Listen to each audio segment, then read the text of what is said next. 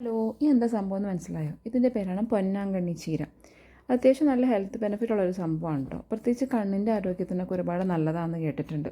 എൻ്റെ അറിവിൽ ഒരു 3-4 ടൈപ്പ് ഓഫ് ചീരകളൊക്കെ ഉള്ളതായിട്ടാണ് ഉണ്ടായിരുന്നത്. പക്ഷേ ഇവിടെ ചെന്നൈ വന്നതിന് ശേഷം മനസ്സിലായത് ഇത്രയധികം വെറൈറ്റി ഓഫ് ചീരകളുണ്ടെന്ന്. ഇവിടുത്തുകാരുടെ ഡയറ്റിൽ ആഴ്ചയിൽ ഒരു ദിവസം എന്തെങ്കിലുമൊക്കെ ഒരു ചീര കറിയായിട്ടോ തോരനായിട്ടോ ഒക്കെ ഉണ്ടാവാറുണ്ട്. നല്ല വൈബ് കൊണ്ടാണോന്ന് അറിയത്തില്ല, പ്രായമായി വരുന്നതുകൊണ്ട് കുറച്ച് ഹെൽത്ത് കോൺഷ്യസ് ആവാമെന്ന് വിചാരിച്ച് ഞാനും ഇപ്പോൾ ആഴ്ചയിൽ ഒരു ദിവസം എന്തെങ്കിലുമൊക്കെ ഒരു ഇലക്കറി എടുക്കാൻ ശ്രമിക്കാറുണ്ട്. തോരൻ വയ്ക്കാൻ പിന്നെ ഞാനിവിടെ ആർക്കും പറഞ്ഞു തരേണ്ട ആവശ്യമൊന്നുമില്ലല്ലോ. നമ്മുടെ സാധാ നാടൻ ചീര തോരൻ വയ്ക്കുന്ന അതേപോലെ തന്നെയാണ് ഞാനിത് തോരൻ വെച്ചത്. ടേസ്റ്റും എനിക്ക് അതേ ചീരയുടെ തന്നെ ടേസ്റ്റൊക്കെ ആയിട്ടാണ് ഫീൽ ചെയ്തത്. പ്രത്യേകിച്ച് വലിയ മാറ്റമൊന്നും തോന്നിയില്ല. പക്ഷേ സംഭവം കൊള്ളാം. ഇന്നത്തേത് നമ്മുടെ ഒരു പക്ക വെജിറ്റേറിയൻ ഊണാണ് കേട്ടോ. ഇപ്പോൾ കണ്ടാലോ, നല്ല നാടൻ കുത്തരി ചോറും അതിനകത്തേക്ക് ഇന്നത്തെ താരമായിട്ടുള്ള പൊന്നാങ്കണ്ണി ചീരയും പിന്നെ നല്ല അടിപൊളി കുറുകിയ സാമ്പാറും പയറുപ്പേരി.